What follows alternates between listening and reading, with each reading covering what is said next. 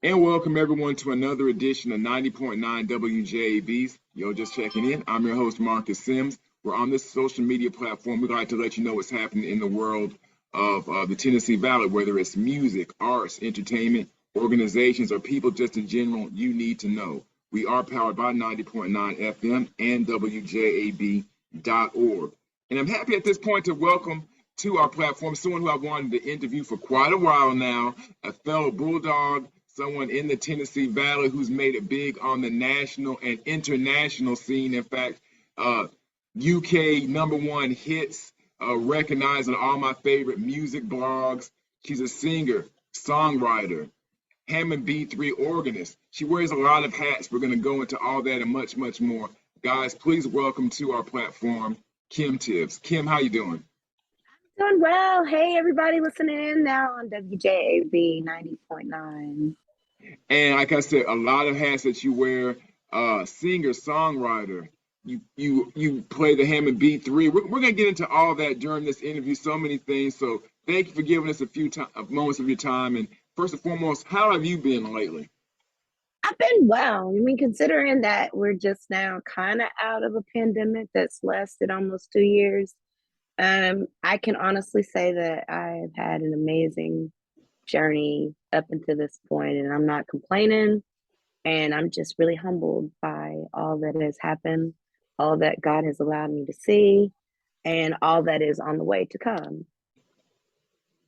Now, Kim, one of the things I mentioned at the very beginning, and of course, uh, your roots. You have roots here in the Tennessee Valley, the Huntsville, Madison area, correct? Yes, So tell us a yes. little bit about, I guess let's go over your origin story, Kim. Tell us a little bit about you. Okay, well, my father is the late Pastor Robert L. Tibbs, so large family in Tony, large family in Harvest. My mom is Burnell Sandifer Tibbs, and so a lot of family in Athens and Rogersville and Little Elkin. So, my origin is unique just because I grew up in um, two ministers, a pastor and a minister, and from that aspect, we were limited on a lot of the music. Now we listen to R&B, we listen to jazz a lot, definitely a lot of gospel, and some blues. And so, as a kid, my father has a family choir. The Tibbs family has been singing for the last 60 plus years, and so from that background, it was easy to transition into music with siblings where all of us played, all of us sung. A lot of my first cousins, all of us play and sing, and then aunts and uncles that sing. And, it was an easy transition as a child to get into music. And even in my roots, going from Holy Family, Huntsville Middle to Huntsville High, A&M, Calhoun, Athens State, Columbia Southern, all of these schools played an instrumental part in giving me education towards helping me in my music career. And I think what really drug my interest in the music as a kid even more so is because I really, really knew that there was something in music for me because as an early age, from age 2, started playing. And by 5 or 6, I was playing for my dad's church choir. So, music was just something that just dominated my thoughts. And it's just something that I wanted to pursue more and more. And the more I got a hold of bigger doors, different artists, different avenues to really gain more knowledge, it just whet my interest even more to the point of now I'm here as a singer songwriter and recording artist. And this is not something that I take lightly because it all has happened. I feel like God has organized my life in a way where every door that I went to, he allowed something good to happen where I was manifesting so much that has moved me to where I am today. So as a child, yeah, music was always a part. It was music and it was running. I wanted to be in football and was actually really good at football and basketball, but had an accident on my right hand. So a lot of people don't know I play with a disability even. I really only have 8 fingers that I use to play because on my right pinky it doesn't bend. So people think, "Are you Greek? Are you an AKA when you play?" And I'm like, "No, I was more honor society." But it's I feel like that in itself, being able to deal with a disability to play and still gravitate towards writing music that people like is an humbling moment for me. So, Kim, would you say very early on as a child, that's when you decided that you wanted to branch off and definitely make music your career path? Because I always think that's an interesting thing.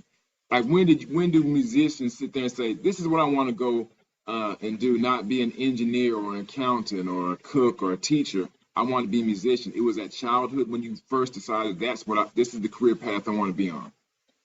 Yeah, I will say back when I was in about eighth, ninth grade, I was introduced to a lot of people knew him as Spanky, Edward Chalmers, that was here locally in Huntsville, who's played for everybody in the business. And so when I became able to work with him and started seeing and learning a lot from him, I feel like that was an instrumental part for me as well.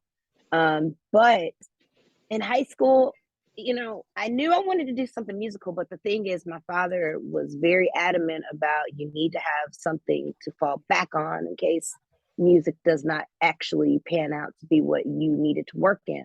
So that's why I have multiple degrees to this day, because I wanted to make sure, hey, if I don't work and make it as a musician, at least I have some education to fall back on where I can make it. And so, yeah, it was definitely high school that I made that pivotal decision of this is where I want to be and move from there. Good advice, also. Always have a backup plan and a backup to the backup plan, right? Yes, that is important.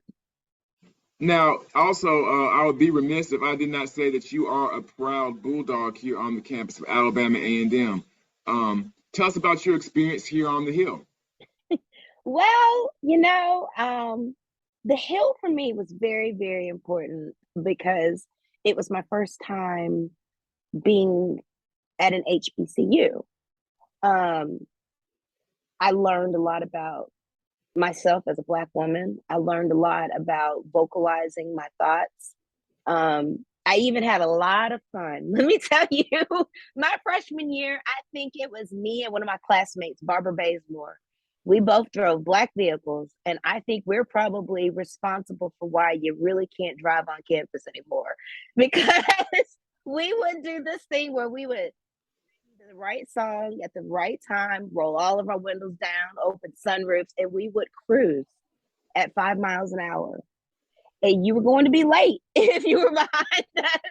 And that's one of my favorite memories just because I made some of my lasting friendships with people that I met at A&M. I've had so many encounters with professors that I had classes with that remembered me. Um, one of my it's interesting. Miss Dawn Jones Ward was my English teacher at Huntsville High. She was a graduate of A&M. And I still to this day remember her. When I see her out, it's still amazing that you're only a couple of years older than me, but you taught me. Mm. Um, there's so many people, including my dad's family, my mom's family, so many of my friends and family that all went to Alabama A&M that have done so many amazing things. And there's worldwide recognition for us as Bulldogs, and so I'm very proud of my decision to come to school, but it was also another intricate part of my musical journey because I met some of my earlier bandmates, Kenita Rogers, when we used to have a female band called PMS. I met her, gosh, 1998. And, friendships that I have started from over 20 years ago have still run current with a lot of the musical people that I met from North Alabama that were all attendees of Alabama A&M. So I would be remiss if I weren't to mention that Alabama A&M culture and the Bulldog way of life was partially one of the reasons why I really made a decision to stand firm on being a female musician. Just because I was able to gain some of my voice just by having the courage to walk in that moment, and it greatly started with attending A&M. Now, Kim, anyone who follows you on social media, whether it's on Facebook or Instagram or goes to your website, knows that you tour nationally and internationally. And of course, 2.5, 3 years ago, the world for all of us changed so much when the pandemic hit, COVID hit, and for all of us, we had to pivot and change a lot of the stuff that we did. How did COVID affect you and your career? Well, for me, it was a good and it was a bad thing. I will say I did have COVID very badly. Um, but on the other side, a lot of my friends that are touring musicians and artists were all sitting. And one thing that I decided to do is I wanted to create my next wave of music. It's been a long time since I released anything, since 2017. And even though the Kim album was very successful for me, the newest album that I have, the Science of Completion Volume 1, I knew that that was the time to record. So 25 musicians and I were all crammed in Royal Studios in Memphis with Boo Mitchell, Willie Mitchell's son. And I feel like I created a body of work that will hopefully one day be deemed a future classic. Just because I was able to have the same royal sound that in Al Green, that in a lot of the Stax records, and just having the camaraderie of the musicians, everybody that came. I had like my legendary, oh my gosh, wish list. Jubu Smith. Jubu Smith is probably one of the greatest guitarists outside of Spanky that is now deceased. Jubu's worked with Janet Jackson, currently still touring with Frankie Beverly's Maze. And this man instrumentally changed the dynamic of my songs. Had Mono Neon on bass, and Mono Neon is a two-time Grammy Award recipient, but he also was Prince's last bass player, and he's also in his own world of music. I had Daru Jones, three-time Grammy Award winner that's currently Jack White's drummer. Three-time Grammy Award winning Dave Crenshaw of Birmingham that has been instrumental with PJ Morton. And it was just the list and the list. Half of Bruno Mars's horn players were in my horn section. Cameron Whalen, Mark Franklin. When you start talking about a live string section, or me on Hammond, I mean, it was just crazy. I had John Rich on keys. That's Angie Stone and Boney James and Eric Benes and B. I mean, it was so much music, and it was almost like a musical family reunion. To the point where a lot of legendary folks were coming out. I also featured Reverend Charles Hodges on a song, and he and Hodge High Rhythm family, they're very close to me as well, uncles in music, and they're instrumental for Al Green's first sound, all of his hit records. But he's on a song, and then Jimmy Kennard walks into my session, who was the legendary engineer behind Isaac Hayes, as well as his bass player. And so when you have all of these old heads coming in and they're like, I gave up on music, but listening to where you are, it's like there's still some people that get it. And that was such a boost for me, being that, again, I'm from Huntsville. And now I'm not from the Huntsville that's now current, where we're really investing and doing so much to bring entertainment. I'm from the Huntsville that if it's not something going on at Focus Lounge or the Green Room, Right. You really don't have many opportunities of that live feel and that live sound. So I'm very proud of being able to be my own front leader on a non-traditional instrument for a female, which is that Hammond B3 organ. And I'm very humbled that we are here at this moment. Now, let me ask you, in fact, that's one of the questions. What led you to the Hammond B3? How did you get to playing that? Well, it goes back to when I was in my tomboy days. I ended up having a football accident, and instead of going through 2 or 3 major surgeries and not using my hand, my father made me take off all of the braces and everything, and he made me play through my pain. And playing through my pain, he realized the piano is just too much pressure for my hand. But he switched me to a B3 organ. He said, see if you can sit down and how that feels. So that's really what started me. At age 12, I started playing the Hammond. And I realized Hammond, I had 2 keyboards, I had foot pedals. I could do a little bit more with this instrument than traditional piano. And it was probably a blessing in disguise, because now I am a Hammond artist. I'm known worldwide as one of the few African American Hammond artists under Hammond Organ USA and Hammond EU. And I'm proud of that because it's hard to be endorsed by companies, especially when you are female. It's a lot harder for females to be known on anything versus men. We have to do everything 20,000 times better. And a lot of times you have to pretty much be in some entities, you have to kind of be okay with that norm for that particular moment. And it might not line up with what your values are, your morals, or your beliefs. But I'm very humbled by the very instrument that I love so dearly recognizes me as a musician. And so that is how I ended up playing Hammond organ. It wasn't because I wanted it. It was because my dad sat me down and said, "You are not going to freeze up and lose your skill." Well, definitely that's an awesome thing. Now let's jump right to the album. Let's jump right to that's available now on streaming platforms.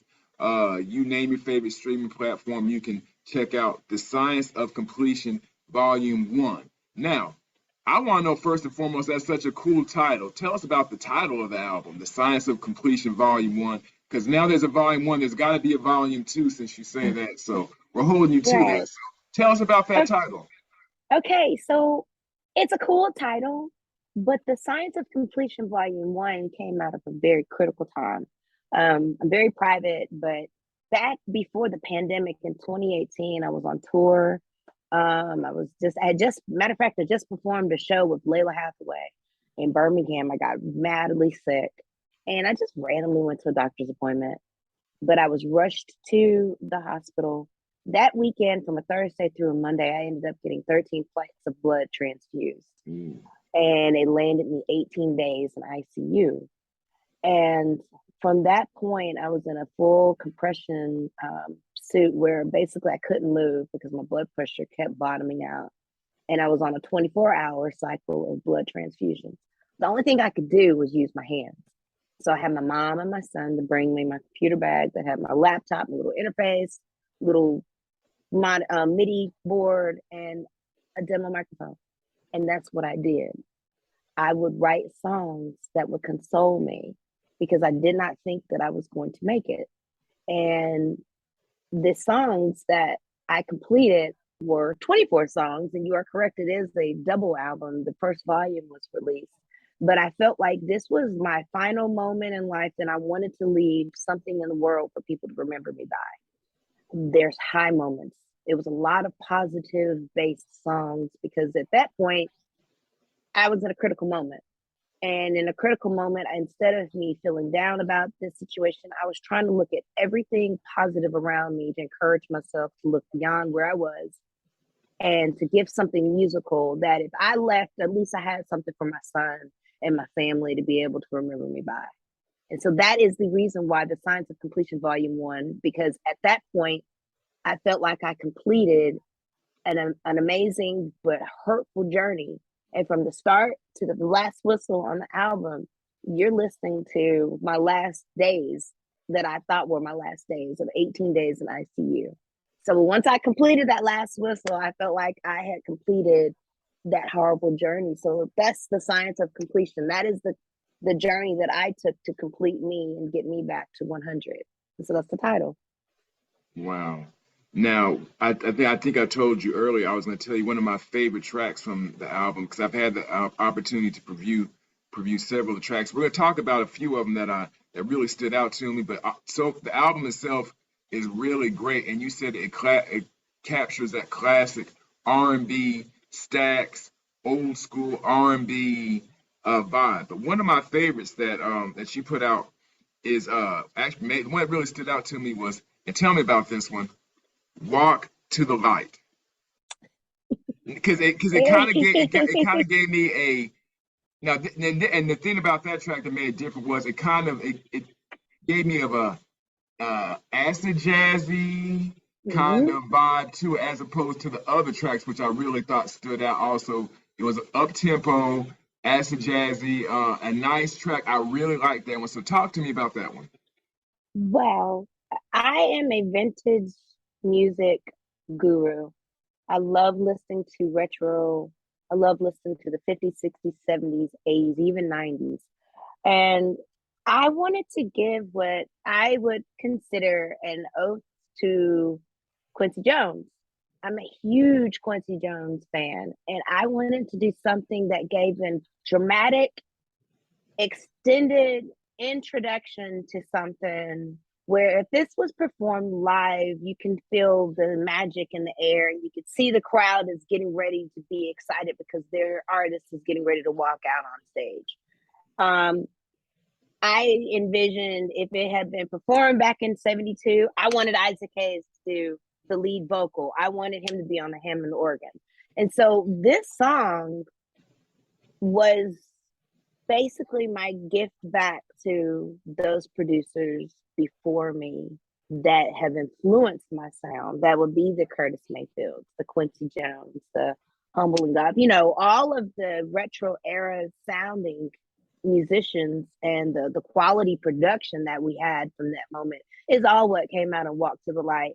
I wanted it theatrical. I mean, I had wah wah guitar going all over the place, strings galore, horns galore, but you don't hear a vocal for real until 2 minutes and 21 seconds into the song.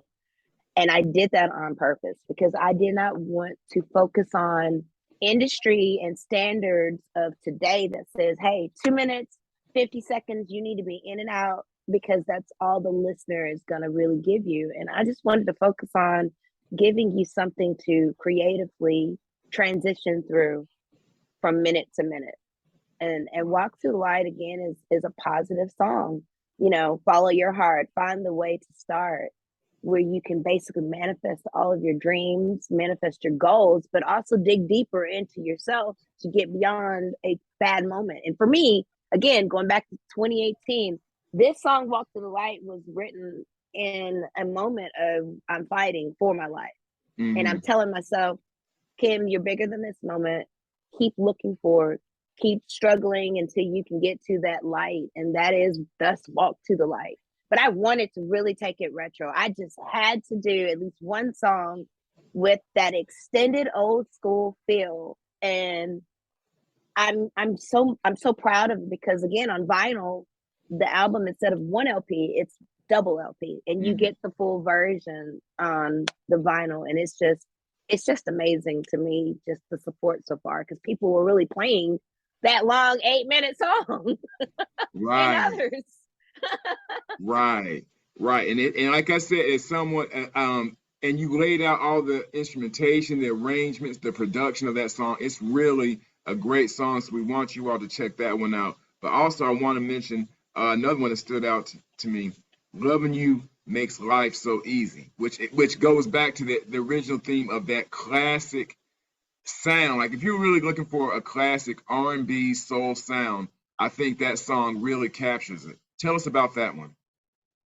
You makes life so easy is one of those moments where again my old school love, I love Betty Wright, I love monologues, I love being able to captivate the listener and the audience, but I'm also very very very diehard a quartet gospel fan, and that song is soul, but it's got a very gospel sound, and it's about a message of just appreciating the moment where you know that someone really, really loves you and expressing that in a way where it glues you to that moment in your life from the top of the song through the end of the song.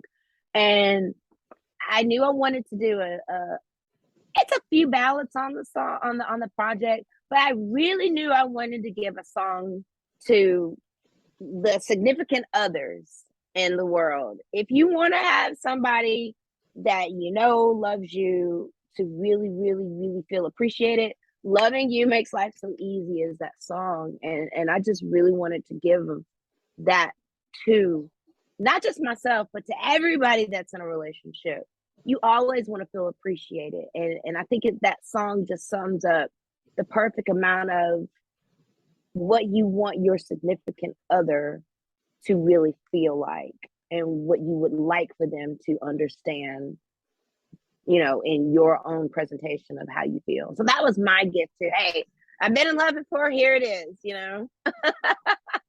Right. Now let's talk. Well, because we want everyone to check out the album. One last one I want to throw out there.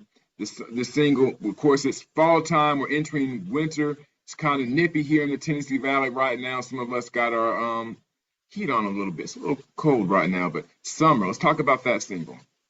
Summertime. The summertime. Summertime, yes. I'm a huge Isley Brothers fan. And Okay. I'm a lover of acoustic guitar. Between the acoustic guitar, piano, and Hammond organ, those are dominant instruments in my sound.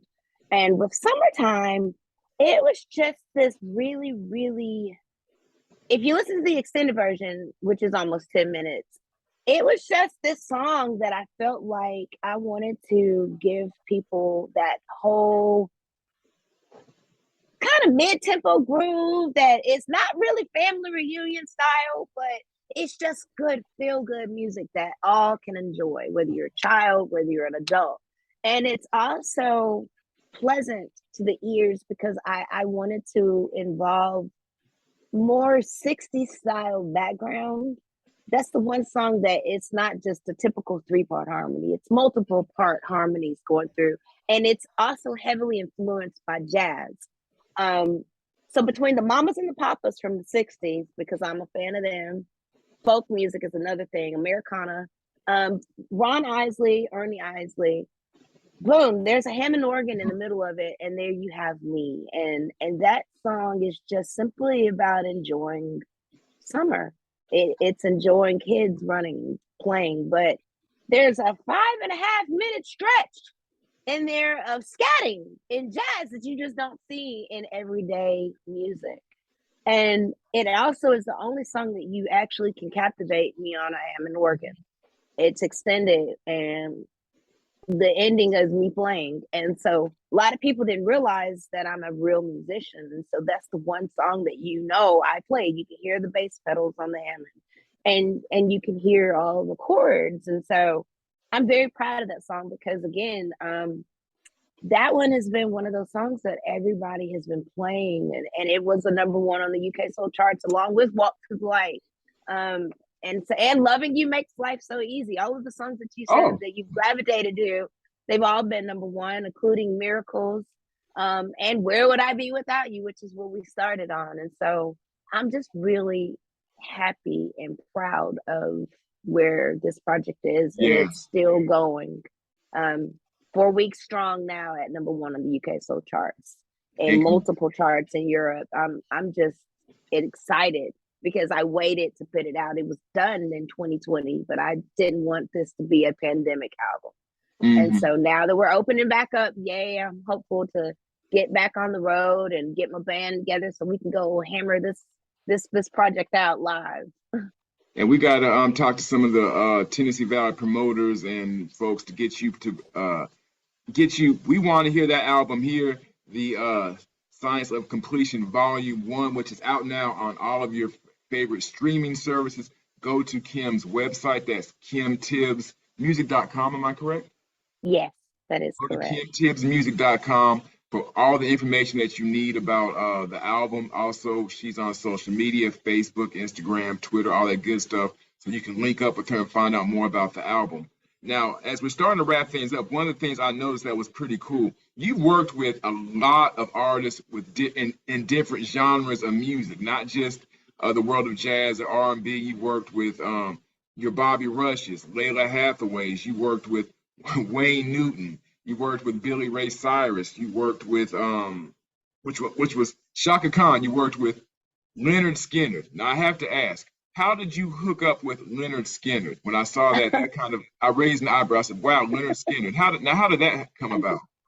Well, you got to know a lot of the original band members are deceased now, but that was a connection through fame in Muscle Shoals. Again, as a Hammond artist and a B3 organist and a background singer, I have found myself in many situations where I've been asked to record and to come to different places and to do different music and that sort. And so you never know who's going to call you to do session work. But being that I'm in Madison, Alabama, yay, I'm close to Florence and close to Muscle Shoals. So you get a call one day and you're asked to come and play Hammond. and do background vocals. And that's been a lot of what my journey has been, from Leonard Skinner's to Billy Ray Cyrus. I was on his 25th anniversary release of Achy Breaky Heart. Mm.